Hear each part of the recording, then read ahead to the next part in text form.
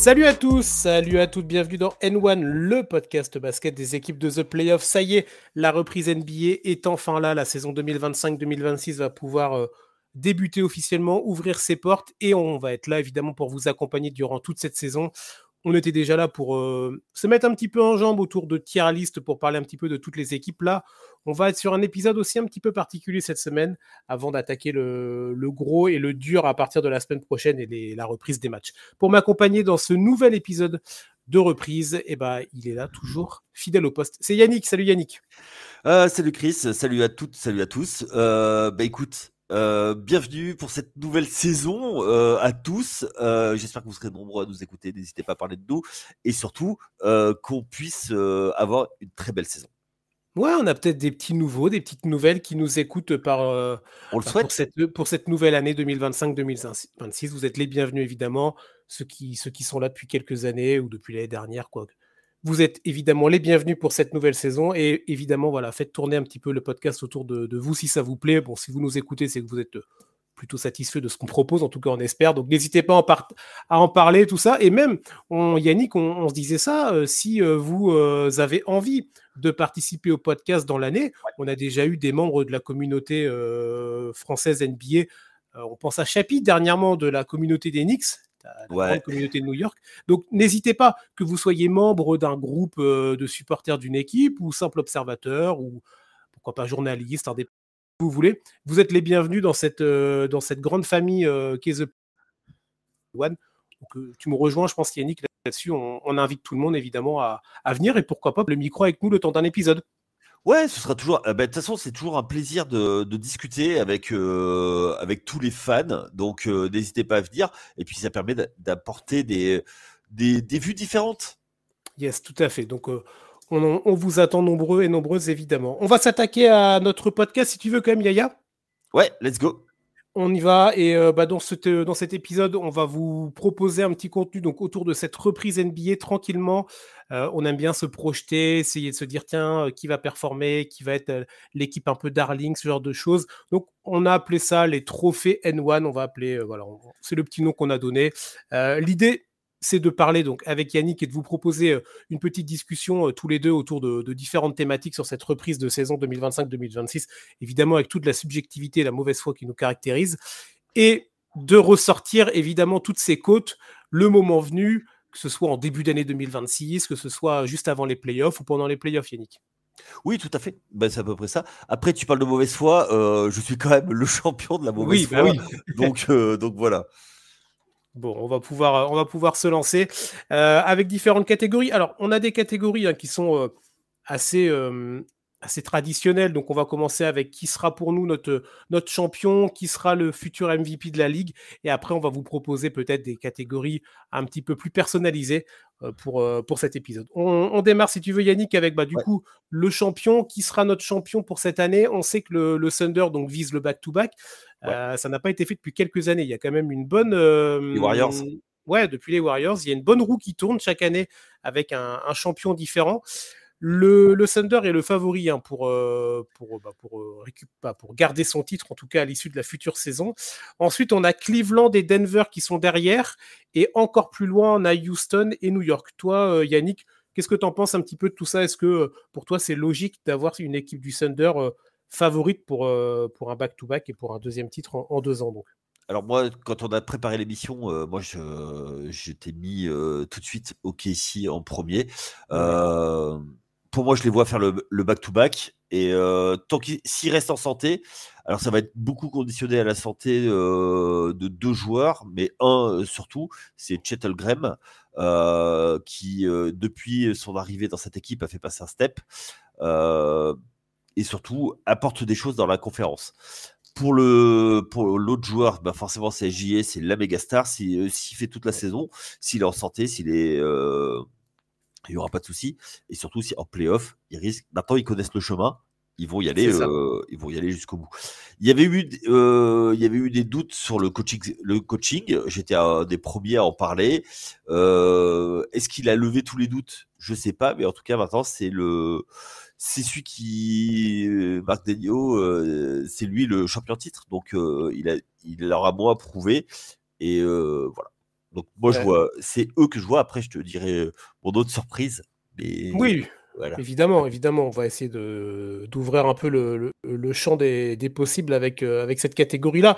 Évidemment que OKC est le favori à sa reconduction en termes de titres. On rappelle l'énorme bilan l'année dernière, hein, 68 victoires et 14 défaites, un bilan en playoff incroyable, une série contre Denver en demi-finale de conférence qui a vraiment été le moment majeur, en tout cas pour beaucoup, moi j'en fais partie, dans ces playoffs-là, peut-être la meilleure série, le meilleur match-up qu'on a pu avoir.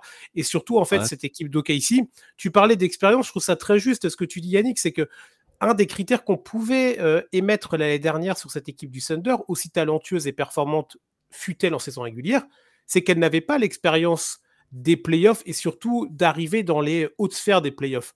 Là, en fait, aujourd'hui, elle a cette expérience-là, et c'est même plus une expérience, elle a acquis un titre, donc ça veut dire qu'elle a été au bout. Ouais. Donc en gros, elle nous a tous fait un bras d'honneur en mode « Ah ouais, il nous faut de l'expérience, bah regardez ce qu'on en fait de votre expérience, et parce qu'on est tellement fort, on va gagner en fait, et on va aller remporter ce titre-là. » Alors ça n'a pas été une partie de plaisir. Ouais, Yannick?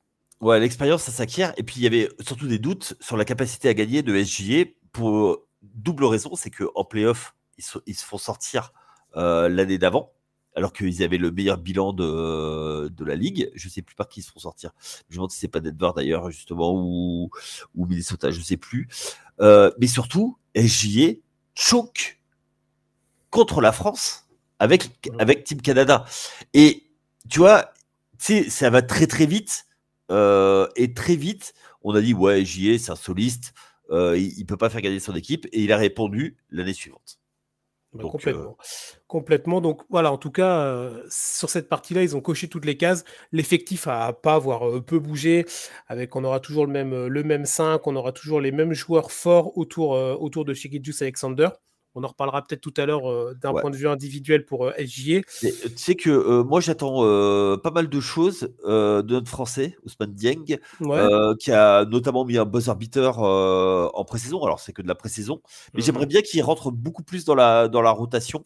Alors le problème qu'il a, c'est qu'effectivement devant lui c'est très très fort, Ouais. mais qui, tu vois, qui gratte un petit peu plus.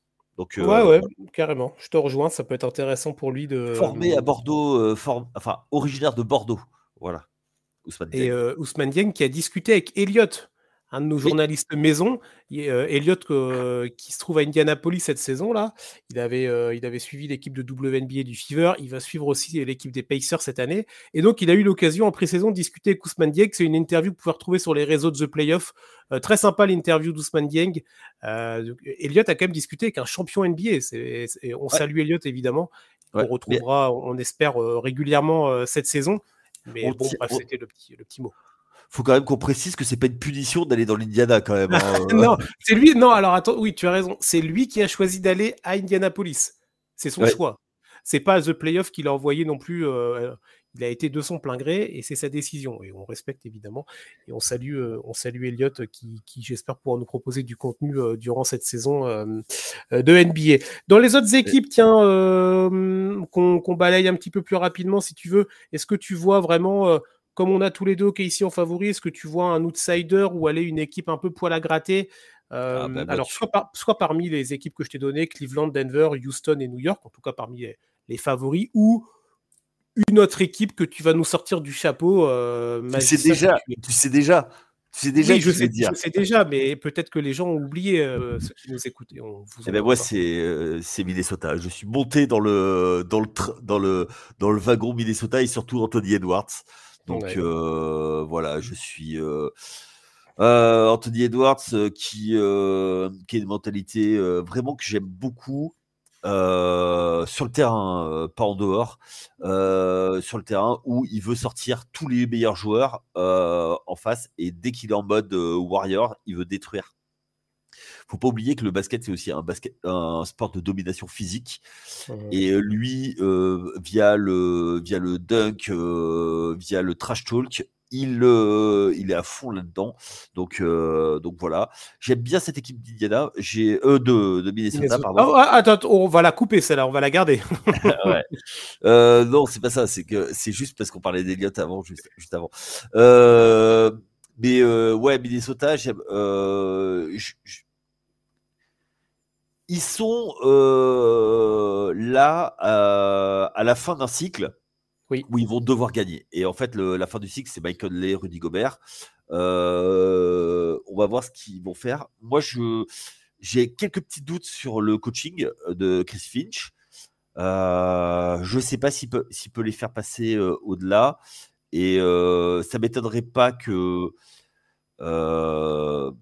comment dire, si ça tourne pas, il se fasse couper très vite dans la saison pour mettre en place un coach qui a déjà gagné un titre et les amène au titre.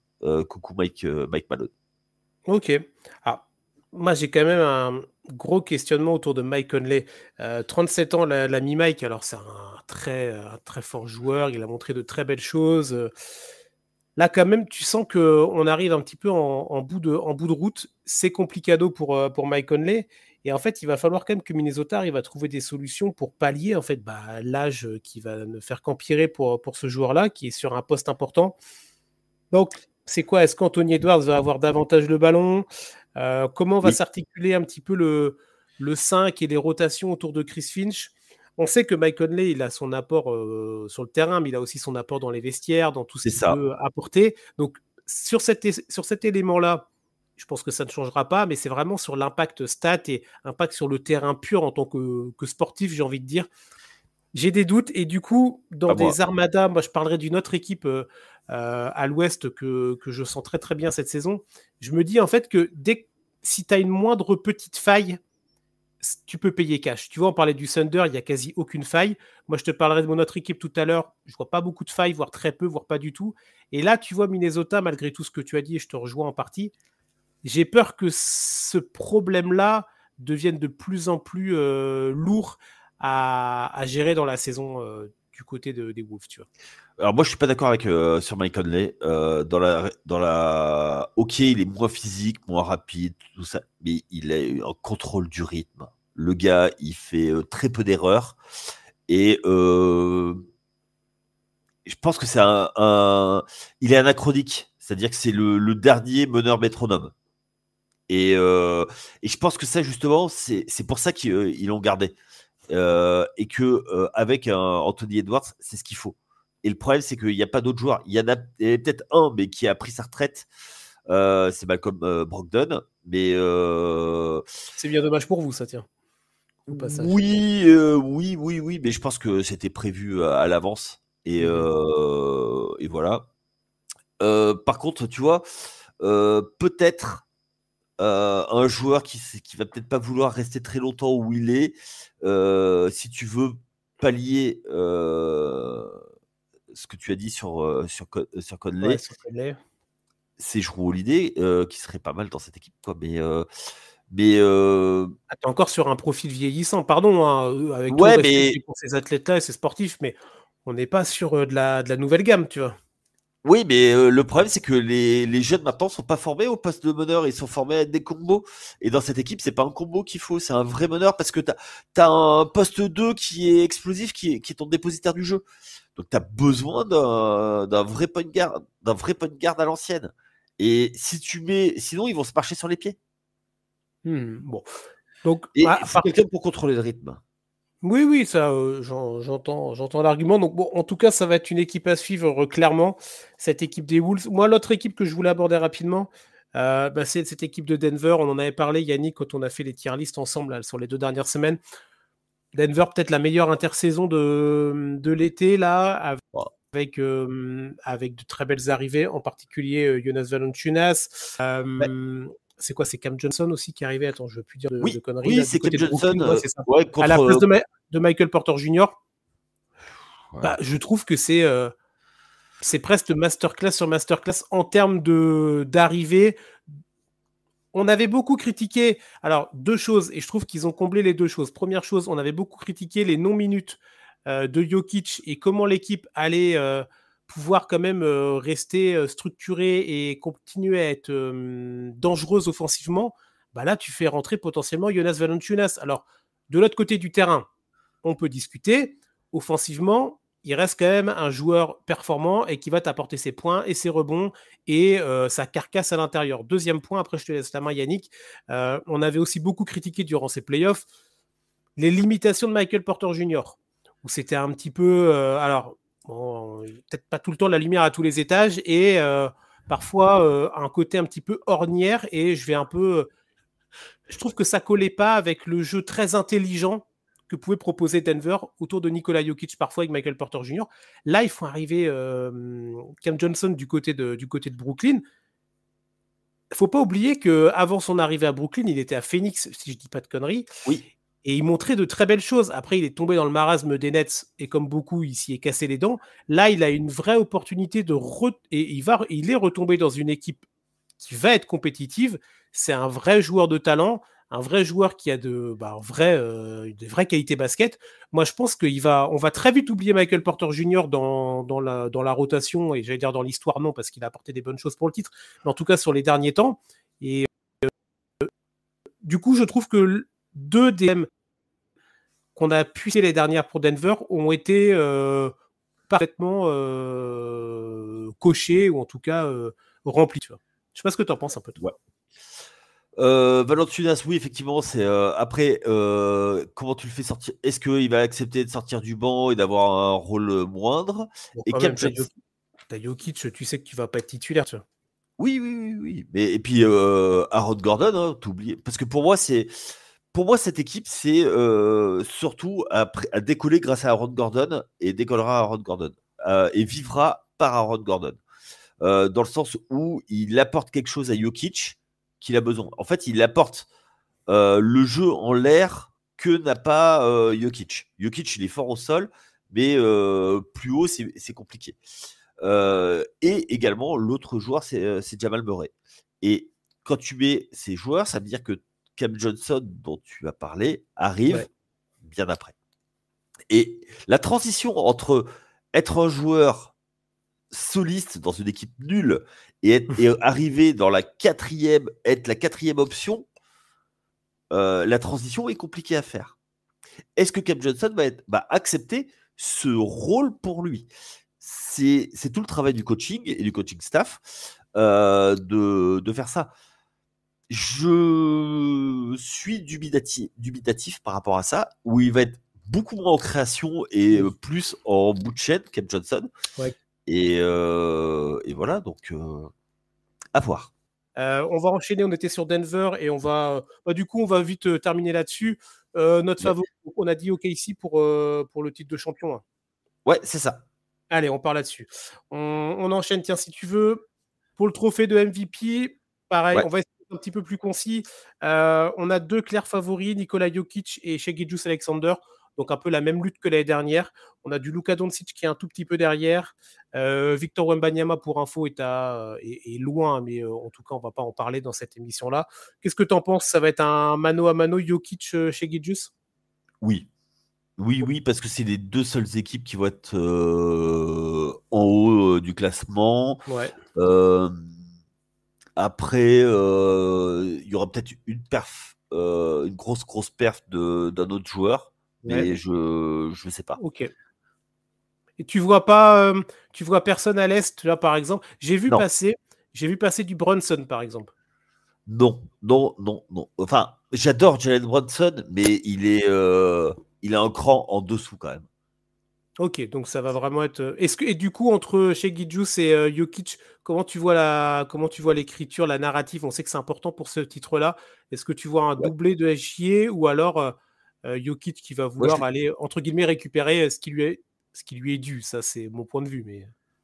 Il est très très fort, SGA, mais effectivement, de là avoir un double MVP, je suis pas sûr. Donc, effectivement, il y a ce côté où les Américains, pour faire un back-to-back, il faut vraiment être très très fort. Ouais. Je vois pas. Moi, encore une fois, tu vois, je mets une petite pièce. Enfin, si je dois mettre une piécette, ce serait plutôt sur. Moi, je préférais que ce soit SGA, mais après. Et puis, il faut voir comment va tourner la saison régulière, notamment de Jokic, savoir s'il va être motivé ou pas. Voilà. Oui, ok. Est-ce qu'il va penser au canasson ou pas? Il y pense tout le temps dès qu'il aura l'occasion d'aller sur comment on appelle ça? C'est un hippodrome? Ouais, c'est ça, sur un Un hippodrome. champ de course. Un champ de course, voilà. Sur un champ de course, il y sera, et évidemment. Moi, il y avait juste un autre nom que je voulais aborder. Alors, moi, je le mets pas comme mon favori, tout ça. Je pense même pas qu'il. Alors, podium, tout ça, j'en sais rien. Mais en tout cas, nous, on est vraiment sur celui qui va glaner le titre. Il y a beaucoup de noms, et c'est le troisième joueur, en tout cas, le plus nommé. Oui, tu sais très bien de qui je vais parler. C'est Luka Doncic du côté des Lakers, qui est pas loin hein, sur les cotes par rapport à Jokic et SGA. En tout cas, c'est le premier le plus proche à côté des deux monstres qu'on a parlé. Moi, j'y crois pas, Luka, même s'il va nous faire normalement une très grosse saison aux Lakers. Là, il va être dans une saison pleine, c'est-à-dire il y a eu tout le training camp, il y aura eu tout l'été. On rappelle que l'année dernière, il est arrivé via le trade, hein, il est arrivé en cours de saison. Donc, il y a toute cette adaptation, que ce soit une adaptation sportive ou une adaptation de vie en tant qu'humain. Là, il est bien implanté à Los Angeles maintenant. Donc, il va faire du Luka. Moi, j'ai des doutes déjà un petit peu sur la saison des Lakers, mais on pourra peut-être en reparler, autour de certains joueurs en particulier. Et je pense, c'est ce que je te disais, Yannick aussi, en off, pour moi, il est très compliqué, à l'heure actuelle, encore aujourd'hui, de voir quelqu'un, que ce soit Luka ou un autre, aller arracher le titre de MVP quand dans ton équipe, tu as un mec comme LeBron James, en fait. Tu vois. Et attention, moi, je ne critique pas LeBron là-dessus, évidemment, mais en fait, il va avoir quoi? Il va avoir 41 ans, le pépère, 23e saison là. Alors, il va rater le début de saison et on espère qu'il sera là. Mais quand il sera sur le terrain, LeBron James, ça reste LeBron James. Ça va pas être un mec qui va toucher 4 ballons dans le match et qui va mettre 4 points. Donc, il va phagocyter du ballon. Il va avoir un usage rate important encore. Donc, du coup, tout ça, ce sera des moments que Luka Doncic n'aura pas le ballon ou n'aura pas des opportunités qu'ont d'autres superstars dans des équipes où il n'y a pas d'autres superstars comme LeBron, parce qu'il n'y a qu'un LeBron et il est aux Lakers. Donc, je vois pas Luka être en compétition pour ce titre-là par rapport au coéquipier XXL qu'il a autour de lui. Tu vois. Oui, parce que surtout, LeBron, il vampirise le jeu. Donc, du coup, forcément, ça va être compliqué. Après, que Luka Doncic fasse une saison proche de la saison triple-double, ça me surprendrait pas. Oui, mais est-ce que ça suffit aujourd'hui pour être MVP? Non. Si les Lakers terminent top 3 conférence Ouest avec une impression de rouleau compresseur et que effectivement c'est lui le catalyseur du jeu, pourquoi pas, mais moi j'y crois pas parce que LeBron va attirer tellement la lumière à lui parce que on connaît tous ceux qui ne jurent que par lui, salut Tom, qui sont aveuglés par son pseudo-aura. Aveuglés tout de suite. Mais voilà, et tu sais bien que je suis payé pour critiquer LeBron. Oui, bah profites-en parce que c'est bientôt fini, je pense. Hein. Ouais, allez, encore 5 ans. Encore 5 ans. Bah attends, il y aura Decision 3, Decision 4. Non, bon, ça, on en parle. Non, ça, non, on n'en parle pas. De toute façon, dès qu'il y a LeBron James et Decision dans la phrase, c'est jamais très bon. Hein. Ouais. Mais bon, bref, en tout cas, voilà. Donc, c'était le petit mot sur ton site. Donc, toi, t'es quoi? T'es plutôt Team Jokic alors? Ouais. Ouais, Team Jokic, pareil. Team Jokic, de toute façon, moi, j'étais Et déjà c'est quoi, l'année dernière. Donc, en parlant, en réfléchissant, s'il y en a un qui fait toute la saison, ouais. qui peut être pas loin. Anthony Edwards, mec. Non. C'est bien Anthony, c'est plutôt Anthony Davis. Ah ouais. Anthony, il faut être là quand même pendant un sacré paquet de matchs et il dit quand même, on sait que... La fragilité, mais t'imagines attention. mais moi, je rigole parce que les Mavs, ils sont un peu en dessous du radar là pour l'instant. On n'en parle pas beaucoup. Ouais. Mais tu vois, quand on faisait les previews, je t'en ai parlé avec le retour de Kyrie. S'ils sont pas mal avec le retour de Kyrie dans la deuxième partie de saison, qui commence à mettre des roustes à tout le monde, ils vont pas être sympas à prendre. Hein.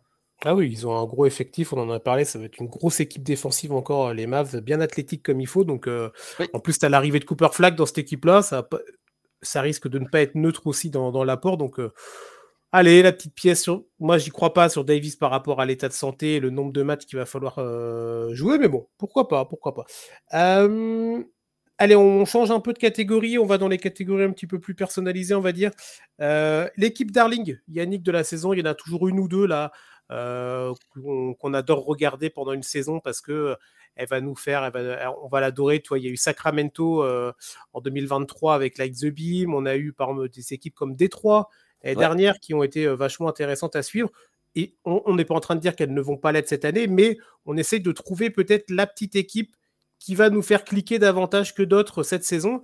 Toi, c'est qui, Yannick? Ouais, moi, toujours les Wolves. Ouais, allez, toujours. Bah oui, c'est facile. Hein. Toujours Minnesota, ok. T'as une autre équipe ou pas? On va pas refaire Minnesota pour le coup? Si t'as pas, t'as pas. Hein. Non, j'ai pas. T'as pas nécessairement. Allez, Minnesota. Bah moi, j'en ai deux. Alors, il y en a une, on va faire rapidement parce que c'est pas. Beaucoup de monde vont cliquer dessus. C'est cette équipe des Spurs, San Antonio, autour de Victor Wembanyama, évidemment, mais pas que. Stephen Castle, Dylan Harper, De'Aaron Fox aussi, qui a signé une bonne prolongation, là, une bonne quicheta du côté de San Antonio. Donc, il va falloir prouver maintenant. Moi, j'attends de voir toujours le retour de Wemby en santé et sur le long terme.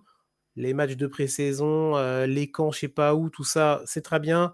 Mais c'est la vérité de l'enchaînement de la NBA. On sait à quel point c'est un filtre, la NBA là-dessus. Donc, moi, j'attends de voir. J'ai toute confiance en Victor et envers le staff des Spurs. Mais on va observer ça. Mais vraie équipe très, très intéressante à suivre sur lequel il va falloir mettre des paliers ou en tout cas se dire que c'est peut-être. Alors, cette année, déjà, faut aller aux playoffs, soit tu y vas directement ou tu passes par le play-in, mais qu'importe, faut faire goûter les playoffs à Victor et compagnie. Ouais. Pour pouvoir ensuite, tu vois, te dire, ok, bah, cette année, on a été au premier tour, on s'est peut-être pris une banane parce qu'on on a fini 7e, on s'est pris le 2e, c'était les Nuggets, et en fait, bah, c'est trop fort. Mais voilà, on a connu, on sait maintenant le chemin, et pour les 2-3 prochaines années, il faut que la fenêtre de tir soit là pour San Antonio, et ça doit démarrer par quelque chose. Et pour moi, ça doit démarrer cette année autour de Victor et de tout l'effectif. Autre équipe, moi qui m'intéresse. Vas-y, bien sûr, pardon. Sur les Spurs, la fenêtre de tir, elle se réduit parce qu'on arrive déjà à la 3e saison de Victor Wemby, et il restera 2 saisons avec son contrat rookie. Oui, donc, et après, on sait que lui, il va choper une extension de malade et ça va réduire leur marge financière. Donc, c'est maintenant. Donc, tu vois, en plus, tu as signé Fox. Derrière, tu auras Castle. Tu auras des choix à faire. Voilà. Bah, on sait qu'il y en a, ils vont bouger, quoi, tu vois. Bah oui. Donc, moi, je te rejoins sur la fenêtre de tir. On sait très bien, en plus, de toute façon, au NBA, la fenêtre de tir. Bah, regarde, le Thunder, ils avaient une fenêtre de tir. Bam, ils y ont été tout droit. Et c'est tellement, tellement court aujourd'hui. Il y a tellement de compétitivité que dès que tu as une opportunité, il faut y aller. Alors, attention, je répète, moi, je ne vois pas les Spurs faire une dinguerie cette année, mais il faut passer par un premier palier. Et ce premier palier, pour moi, il doit être cette saison. Rapidement, moi, l'autre équipe que je voulais aborder, qui peut me faire cliquer, c'est l'équipe des Raptors. Pour parler un petit peu de conférence Est quand même. Moi, c'est une équipe que j'aime bien observer historiquement déjà, donc ça aide pour le côté facilité à cliquer sur le match. J'aime bien aussi tout ce qui se passe dans l'arène, dans la salle. Je trouve que c'est toujours une bonne ambiance. On se rappelle des playoffs de 2019, mais même au-delà de ça, il y a un effectif de qualité, je trouve globalement. Peut-être un petit manque à l'amène à voir, parce qu'Emmanuel Quickley, bon, c'est sympa, mais ça peut peut-être... Bon, à l'Est, ça peut passer, tu me diras. Moi, ce que je vais suivre, c'est Scottie Barnes. On attend beaucoup de lui. Il va falloir qu'il prenne vraiment le lead de cette équipe-là maintenant. Il n'y a plus personne de 2019. C'est terminado. Donc maintenant, c'est à toi de prendre, le train et de prendre les commandes. Et ensuite, et je te laisse la main, Yannick, pour parler un petit peu des Raptors si tu veux. Moi, c'est un autre joueur que j'apprécie regarder depuis son entrée en NBA. C'est Brandon Ingram, qui s'est perdu comme beaucoup à New Orleans. On parlait tout à l'heure de Cam Johnson qui s'était perdu à Brooklyn. Bah, New Orleans, c'est une belle, un beau trou noir aussi. Là, il arrive aux Raptors. Dans quel état de santé, dans quel état mental? On sait Brandon, une fois, c'est un peu compliqué aussi, mais ça reste un superbe athlète, un très bon basket, très smooth, qui est très agréable. Moi, c'est un des mecs que j'adore regarder jouer au basket quand il est en santé, quand il est motivé. Donc, pour ces raisons-là et pour d'autres, mais pour faire court, voilà. Cette équipe des Raptors, ça peut être une équipe intéressante et qui peut, pourquoi pas, aller chatouiller un play-in. Ça me dérangerait pas et ça me surprendrait pas, tu vois. J'ai du mal avec cette équipe. Non, mais j'ai toujours du mal avec Toronto. Oui, ce qu'ils sont en train de faire, c'est plutôt pas mal. Ils vont peut-être être un petit peu ledge à l'intérieur, de mémoire. C'est pas une Ouais, équipe t'as du Potel, ce genre de choses, je vais te dire ça. Ouais, enfin voilà. Donc, le truc qui est bien, c'est qu'ils ont ramené l'enfant du pays avec R.J. Barrett il y a quelques années déjà. Je trouve qu'ils ont un bon taf. Effectivement, Barnes, et enfin, je sais même pas ce qu'on attend de lui encore. Donc, Ah ouais, t'y vas sec sur lui quand même. ouais. Ça... Non, t'es pas plus emballé, tu vois. Ah non, ouais, c'est un gars sur qui s'est enflammé, qui a fait une bonne saison et depuis qui est déceptif. Donc voilà, pour moi c'est une déception ce gars. Donc voilà. Et Emmanuel Quickley, bon bah c'est un gars que j'aime forcément puisque il a été drafté par New York, mais je regarde toujours, enfin je regarde moi ce qu'il fait maintenant. Mais c'est pas, tu vois, c'est pas une franchise qui me, Ouais, qui t'attire plus que ça, tu vois. ouais. Ok, Ouais. ok. Bon, Minnesota pour toi, et moi je vais partir sur Toronto, parce que bon, San Antonio, ce sera potentiellement plus facile d'être une équipe un peu darling que les deux autres qu'on a cités, même si Minnesota, ça devrait être assez haut cette saison. On enchaîne, tiens, on continue. Dans notre petite catégorie un petit peu à part, tiens, on en parlait tout à l'heure. Tu parlais que le siège pouvait chauffer pour Chris Finch. Selon toi, Yannick, premier coach qui va être remercié par une instance NBA, par une franchise, qui tu vois là-dedans? Est-ce que du coup tu vois Chris Finch ou tu as un autre nom qui te vient en tête? J'en ai deux, Ah, les deux. deux dans la même division. C'est Nick Nurse. Ok, Parce que on en a marre. les Sixers, non mais lui, dans la série, je me suis Ah fait oui, avoir. ah oui, bien. Il vient pour un projet pour l'amener et puis rien. Le néant et il, voilà, le pauvre, sauvez-le. Amenez-lui du Prozac, je sais pas, il doit devenir alcoolique, c'est pas possible avec ce qu'il a eu. Voilà, il y a lui. Et moi, le deuxième nom que je vois, il a intérêt à ce que ça se passe très bien, très vite.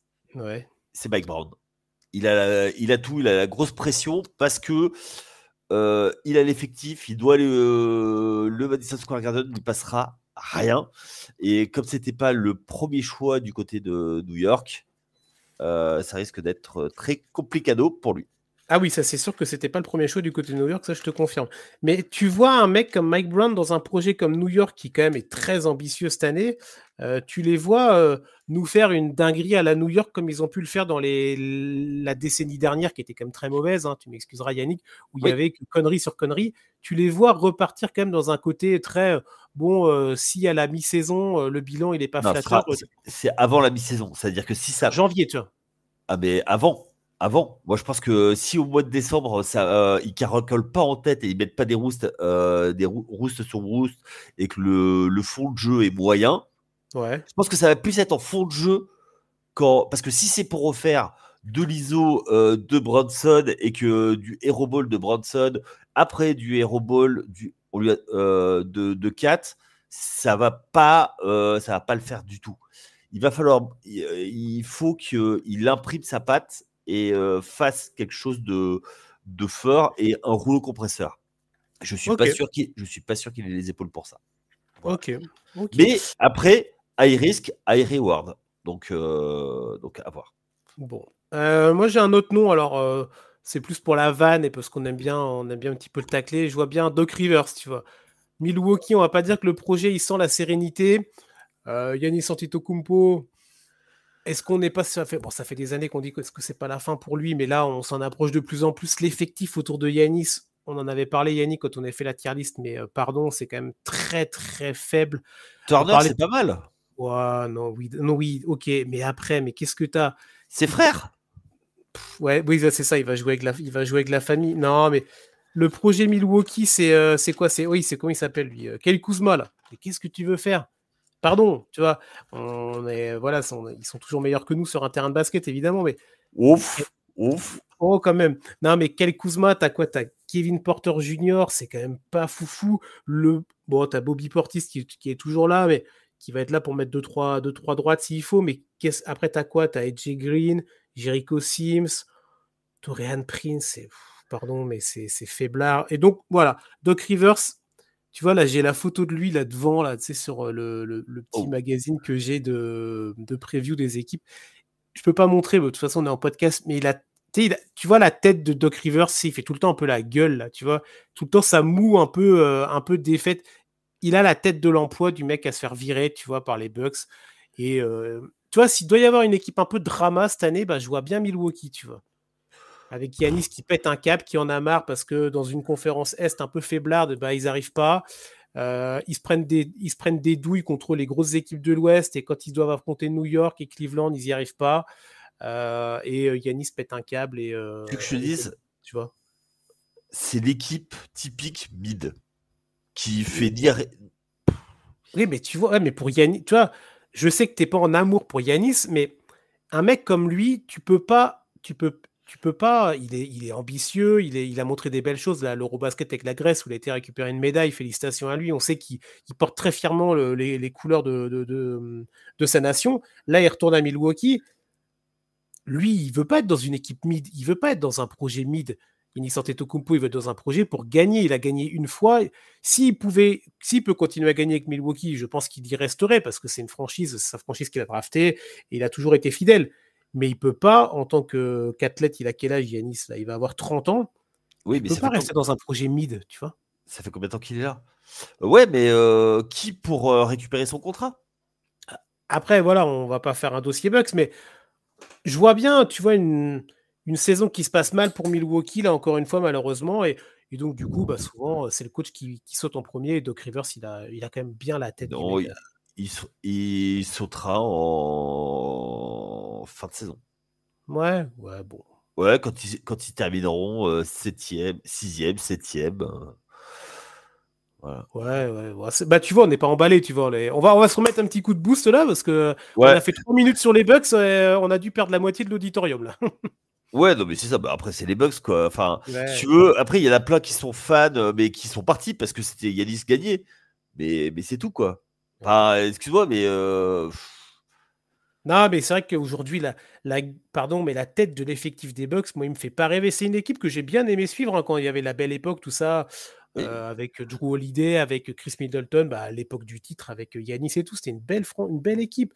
Là, franchement, mais excuse-moi, bon, je répète, Kyle Kuzma, Gary Trent Jr., bon, ok, Kevin Porter Jr., qu'est-ce que tu vas foutre avec ça, tu vois? Tu veux rien, rien. Tu vois, rien. Bon, bref, on passe. On passe. Ouais, c'est ça. On passe. Et tiens, avant-dernière catégorie, vraiment, ce qu'on a appelé flop superstar, ça j'aime bien.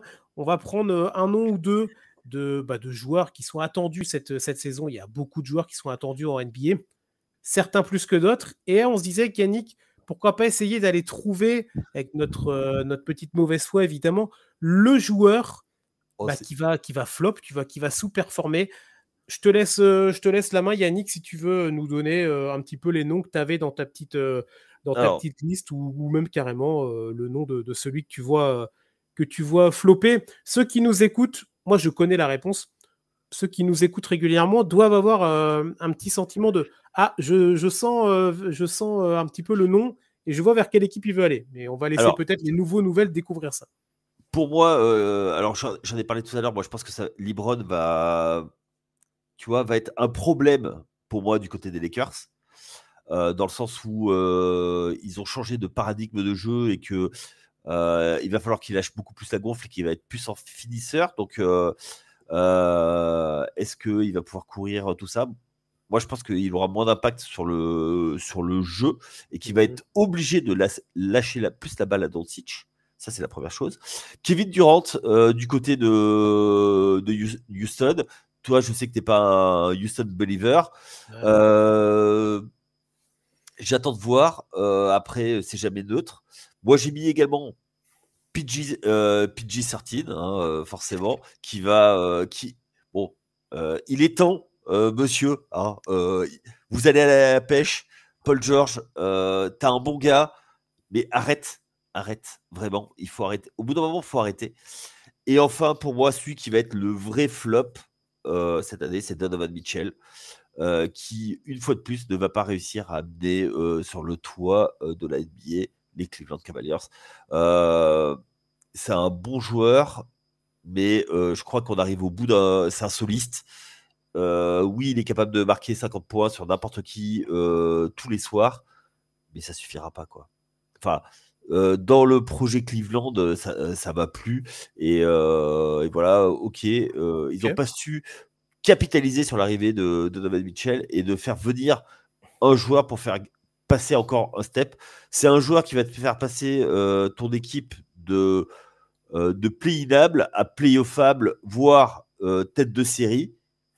Mais au moment de gagner, il a trop de limitations pour ça, notamment défensif. Alors, est-ce que c'est lui ou est-ce que c'est l'équipe dans la globalité Oui. qui a peut-être un peu trop de limitations? Un peu les deux, non, j'ai envie de dire. Oui, un peu des deux, mais c'est en fait ce qui se passe à Cleveland, c'est exactement ce qui s'est passé à Utah. Ouais, mais on en a souvent parlé, nous, Yannick, parce qu'on on aime bien un petit peu taper sur Mitchell. Et c'est vrai qu'il y a quand même des similitudes avec ce qui s'était passé du côté de Utah. On rappelle que Utah, dans dans le bon momentum de Utah avec Rudy Gobert, avec Mitchell, Utah avait fini premier de la conférence Ouest. Alors, j'ai plus la saison, hein, vous m'excuserez, mais avait fini premier de la saison régulière pour après aller se bananer en playoff. Donc, tu as un côté un peu effet miroir, alors avec des effectifs et des situations différentes quand même, mais je suis pas loin de te rejoindre. Ouais, mais voilà, tu vois, moi c'est ça en fait. Et tu vois, s'il veut gagner un titre, faudra qu'il accepte d'être la troisième option et peut-être de Mhm. passer sur un poste de meneur plus gestionnaire et voilà. Ok, bon, Donovan Mitchell pour toi, le flop. Pareil, moi j'ai quelques noms, alors j'en ai aucun de tous ceux que tu as cités, même si on aurait pu parler de Paul George, mais bon, est-ce qu'il faut encore en parler? Euh, dans ceux vraiment, on va balayer. Tu as des mecs comme Ja Morant, tu vois, c'est dans le même lot, c'est bon, allez, ça dégage, on en a marre. Il va nous montrer quelques beaux highlights. Adam Silver sera content parce que la NBA maintenant, tu sais Yannick, c'est une ligue de highlights, hein, c'est que sur Instagram et sur TikTok. Donc ils seront contents, il va pouvoir être dans les top 10, mais bon, Ja Morant, on en a marre et je pense que Memphis devrait tout faire pour s'en séparer et monter un projet autre que autour de Morant. Autre joueur pareil qui commence à gentiment me fatiguer en dehors des parquets. Bon, sur les parquets aussi, mais en dehors, c'est Kawhi Leonard avec tout ce qui s'est passé, là, tout ce qui se passe autour de ce qui est sorti cet été sur son potentiel contrat fictif, machin. Bon, bref, vous irez voir ça. Je pense que vous êtes un petit peu au courant. Moi, j'ai bien peur qu'on n'en entende plus trop parler avec le retour de la saison régulière parce que je pense que ça peut impacter beaucoup plus de joueurs qu'uniquement Kawhi Leonard et donc beaucoup de franchises. Donc, et même au-delà de ça, Kawhi Leonard, bon, on en a, quand il est sur le terrain, il est toujours fort, mais il va être là combien de temps? Est-ce qu'il va jouer les back-to-back? Est-ce qu'il va être machin? C'est bon, moi j'en ai marre. Il est relou et on veut passer à autre chose. Et ces mecs-là, je trouve que c'est un peu de la vie. Bon, Ja Morant différent, mais les Paul George, les Kawhi, c'est un peu de la vieille NBA, je trouve, tu vois. Et allez, c'est bon, on passe à la suite, tu vois. Ouais.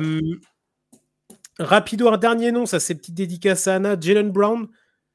Je pense pas qu'il va flopper. Je pense qu'au contraire, il va montrer que c'est un joueur majeur dans une belle franchise qui est Boston quand même, malgré un effectif là qui a quand même été bien drastiquement coupé depuis le titre d'il y a 2 ans. On sait que Tatum va pas être là normalement de la saison, quoi qu'on a vu des vidéos là sur les réseaux, mais normalement il devrait pas être là. Est-ce que Brown va avoir cette capacité à vraiment devenir le leader et l'option A prime de cette équipe là? Il y a quand même toujours du Derek White et du Pritchard. On va voir ce que ça va donner.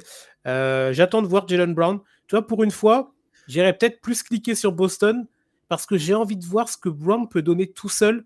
Tu vois, autant la paire Brown-Tatum, j'ai jamais été fan. Là, il n'y a que Jalen Brown. J'ai envie de voir s'il peut vraiment devenir ce leader Maximus là, pendant cette saison, un petit peu de transition du côté de Ouais. Boston. Moi, je pense que c'est lui le gars à Boston. Et là, Ouais, c'est l'année pour montrer que définitivement que c'est le joueur de Boston. Voilà. ouais. Même si L'autre, je pense que Anna ne serait pas d'accord avec nous. Ouais, c'était tout, mais tout, elle a qu'à mais. être là. Elle a qu'à être là. Voilà. Hein. Voilà, Voilà. voilà. Nous, on est dispo, on est présent, tu vois, pour les gens qui nous écoutent, il y a les uns et les autres. Le dernier nom moi, que je vais donner, c'est celui-là que je vois en flop superstar. C'est un gars que j'ai jamais vraiment apprécié. Et toi, je sais, Yannick, tu l'apprécies pas particulièrement non plus. C'est Trae Young. Ah. Ah oui, ah oui. Euh, Moi, j'y crois pas vraiment non plus au projet Atlanta. D'observateurs là, les voient haut cette saison à l'Est. Alors bon, est-ce que c'est par défaut parce que la conférence Est n'est pas folichonne? Peut-être aussi un petit peu. Il y a quand même un effectif de qualité. Il y a eu l'arrivée de Kristaps Porzingis pendant l'intersaison, là, qui venait du coup de Boston. On a toujours notre Français aussi qui est là-bas. Trae Young, ça fait des années qu'on se dit il doit être le leader de cette équipe-là, il doit montrer que il doit mettre Atlanta comme étant une place forte de la conférence Est. Je te parle pas de la NBA, je te parle de la conférence Est. Et j'ai l'impression qu'en fait, il n'y arrive pas et il n'y arrivera jamais, en fait, Trae Young. Il va toujours nous faire des grosses pertes statistiques, des magnifiques passes, des magnifiques highlights et tout ce que tu veux. Mais en fait, d'un point de vue leadership d'équipe, et je mets l'équipe sur mes épaules, pardon, et je la monte dans les sommets de la conférence Est, et pas uniquement pour une saison, vraiment marquer le coup. Moi, j'y crois pas, j'y crois plus à Trae Young, et je pense que ça peut être une déception, non, parce que tu vois, moi, j'en attends rien, mais comme je te disais en off, c'est le genre de mec, tu vois, t'attends rien, mais tu risques quand même d'être déçu à la fin. Tu vois. Mais c'est un joueur qui est malgré tout. Alors, il a une tête qui est agaçante. Tu as envie de lui mettre des pains dès qu'il. Je te laisse la critique physique. Non, mais je te Non, dis, mais il y a des mecs, tu vois, tu sais, quand tu les rencontres, t'as envie de les envoyer dans des écrans, de péter les arcades et tout. Bon, ça, c'est une chose. Mais tu vois, c'est pas physique, la tête qu'il a, mais c'est l'aura qui dégage. Après, moi, je pense qu'il a trop de limitations, ce joueur. Oui, c'est un magnifique attaquant, mais en défense, c'est un plot. Il défend pas assez. Et enfin, c'est pas qu'il défend pas assez, c'est que physiquement, il peut pas faire plus. Il peut pas faire plus. Donc c'est un magnifique attaquant, mais au-delà. Et puis il faut un coach qui soit là pour le cacher en permanence. Et du coup, ta stratégie défensive, c'est compliqué. Et puis l'effectif est un peu déséquilibré. Donc là, on va voir ce que ça va donner avec Porzingis. Mais encore un mec qui va passer son temps derrière la ligne à 3 points, ça va faire du handball. C'est du handball. Ouais, voilà. Moi, de toute façon, cette équipe des Hawks, voilà, c'est toujours une équipe middle, je trouve, malheureusement, quand tu regardes les dernières pertes. Alors, en 2021, ils avaient fait finale de conf, mais depuis, en fait, ça ne fait que descendre. Tu as eu 2 premiers tours, non qualifiés l'année dernière et non qualifiés sur les 2 dernières années en playoff. Donc, on n'est pas, tu vois, et Trae Young, il est là depuis toute cette époque-là. Hein, donc, on n'est pas sur une phase ascendante pour Atlanta. Et alors, je te dis pas qu'ils vont pas être qualifiés pour les playoffs cette année, mais pour y faire quoi, tu vois, si c'est pour se prendre une banane au premier tour ou faire un 4-1. Bon, bah, merci, au revoir, tu vois. Donc, moi, je pars sur Trae Young et toi, tu pars sur Mitchell, du coup. Ouais. Bon, allez, deux joueurs de l'Est, là, pour notre flop superstar. Juste, moi, je mets une petite étoile sur, j'en ai pas parlé, sur DeAndre Ayton. Ça peut être un gros top pour les Lakers, comme ça peut être un bon gros flop aussi. Donc, je vais observer, mais il a une bonne tête aussi de flop superstar, hein, DeAndre Ayton. Hein. Si on peut dire que c'est une superstar, mais vous avez compris l'idée. Oui, c'est quand même un premier shot draft. Oh, oui, c'est vrai. bizarrement, le joueur préféré de Tom, qui en est à son 9e premier choix de draft, qui va jouer avec lui. Oh, t'as la stat, 9e premier choix de draft, c'est vrai ça? Ouais. Ok. Et, puis, non, mais après, et puis après, ça dit oui, mais t'as vu avec qui Michael, il a eu ses titres. Voilà. Alors, du coup, Anna et Tom ont la même voix en fait pour toi, Yannick, c'est ça? Oui. Ouais. Ils ont à peu près, alors, Tom a à peu près la même coupe de cheveux. Oui, ouais. Bon, on te salue, Tom, et tu es bien évidemment invité quand tu veux à répondre aux allégations de Yannick. Il n'en peut plus et je le pourris H24 de stats. Non, mais on adore Tom et sa chaîne aussi, allez-y, Costukos, ils ont fait un gros boulot de preview avec Quentin là, donc allez mater ça si vous avez l'occasion, et ils vont faire du gros boulot pendant la saison régulière. On termine, tiens, allez, notre dernier petit prono ou petit trophée. Alors là, celui-là, c'est vraiment, on l'a appelé le pari fou de la saison, Yannick. C'est vraiment là, hop, on pose sur la table et c'est alors peu probable ou pas, mais c'est sûr que c'est pas quelque chose sur lequel on va aller miser la maison. Je te laisse, Yannick, ton pari fou de la saison, c'est quoi? Une perf individuelle, une perf collective, c'est quoi? Victor Wembanyama réalise un quadruple double. Ok. Ok. Ça aurait été intéressant de voir si ça c'est coté. Tu vois, si sur les sites de Paris tu peux le faire. Alors, faut y aller prudemment, évidemment, hein. Mais c'est fou, mais pas non plus complètement. Tu vois, c'est pas lunaire, tu vois. Eh ben, il a déjà fait des triples-doubles, je crois. Donc, Et du coup, le quadruple en quoi? En contre? ah oui, bah, contre, passe, rebond, point. Ouais. Oui, oui. Bah, de toute façon, oui. Après, t'aurais quoi? T'aurais interception? Un peu Ouais, compliqué. je crois que je crois que c'est Rod Strickland, il y a très longtemps, qui a fait 10 interceptions, mais je Pas suis sûr, pas ça. sûr. Ok. Ouais. Ouais, non, 10 ouais. Donc, interceptions, 10 passes décisives et 10 points, mais je l'ai pas là. ouais, ouais. Interception, c'est chaud quand même, 10 interceptions Ah, dans un match, hein. ah oui, c'est. Surtout pour un. Ouais, ouais. Bon, il a des longs bras, mais quand même, tu vois. Ah oui. Donc, ok, quadruple double Wemby, ça s'entend. Alors, moi, j'en avais un, je t'en avais parlé hier. Du coup, en discutant ensemble aujourd'hui, j'ai une autre dinguerie. On en parlait tout à l'heure. Moi, je vois bien Giannis Antetokounmpo quitter Milwaukee avant la fin de la saison. Oh, j'y crois pas du tout. Ah bah oui, mais c'est un pari fou, Yannick. Donc moi, Ah, alors, il y a le gros salaire, il y a tout ce que vous voulez, c'est une tanasse. Alors, je regardais un petit peu là, cette année, il va toucher 54, l'année d'après 58, et l'année d'après, il est en player option à 62. Alors, le player option fait mal, en tout cas pour le côté trade, tu vois. Mais je te dis pas que ça va faire comme une Luka Doncic et on va tous se réveiller un matin et on va se réveiller, on va se frotter les yeux parce qu'on va pas croire à la news. Mais moi, je te dis, le projet Bucks, je pense que ça peut être une grosse plantade cette année. Yanis, il peut vite être vite saoulé. Il y a eu quand même eu pendant l'intersaison, alors il y a eu beaucoup de rumeurs et de news, mais ça, il faut aussi alimenter les médias autour de Ouais. Yanis. La seule équipe qui l'intéresse, c'est New York, machin. Mais je te dis pas qu'il ira à New York, j'en sais rien. Mais voilà, moi, mon pari, c'est celui-là. Je vois bien Yanis quitter le Wisconsin et voilà, et partir de Milwaukee en cours de saison. C'est mon pari foot. Ouais, mais c'est Milwaukee qui a la main, et vu tout ce qu'ils font pour le garder, Ouais, bon, d'accord, ils ont ces deux frères. Ok, super. Qu'est-ce que tu veux faire? non mais même, ils lui ont toujours donné, à un moment, ils lui donnaient les coachs qu'il voulait, enfin Ouais, voilà. mais après, ça peut être une discussion, tu vois, entre le joueur et le staff et les dirigeants et dire, bah attendez, moi, je m'y retrouve plus dans ce projet-là. Vous-même, vous voyez qu'avec l'effectif que j'ai, Ils vont l'en on va pas aller au... ils vont l'envoyer Non, moi, à non. New Mais Orleans non. contre Zion, tu vas voir, tu vas bégayer en thaïlandais.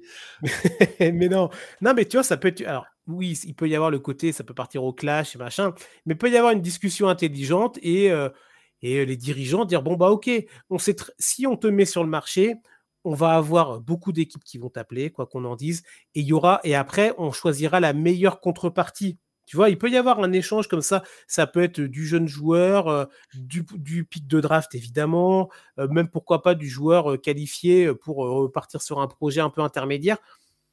Tout est possible. Regarde, si l'année dernière, l'un de nous avait dit, on n'avait pas fait cette catégorie-là, on n'en avait pas parlé, mais si on s'était dit que Luka Doncic irait aux Los Angeles Lakers en 2025, durant la saison, toi, on aurait tous les deux rigolé. Oui, c'est clair. Donc, la NBA, c'est un divertissement par excellence.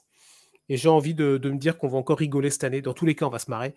Et allez, Oui. pourquoi pas. Voilà, c'est mon pari fou, Yanis qui quitte les Bucks. Et donc, toi, Wemby, quadruple double. Ouais. Pas mal. Pas mal du tout. Voilà, on a fait un petit tour de nos prédictions. On aurait pu en faire bien d'autres, évidemment, mais on voulait vous proposer cette petite émission de reprise des matchs NBA. Alors, on n'a pas parlé de l'opening night parce que, voilà, à l'heure de sortie du podcast, on en voyait un petit peu moins la pertinence. Et comme ça, si vous nous écoutez en cours de semaine, vous pourrez quand même écouter jusqu'au bout l'émission avec des matchs qui auront repris. On va se retrouver, nous, toutes les semaines, Yannick. On espère avec l'équipe aussi qui va tourner pour vous proposer du contenu. Là, on a travaillé dessus cet été autour de la belle saison NBA qui arrive. Et voilà, un petit dernier mot à dire, Yaya, peut-être? Bah, passez tous une très bonne saison et n'hésitez pas à venir interagir avec nous, retrouvez-nous et ce sera toujours avec grand plaisir qu'on échangera.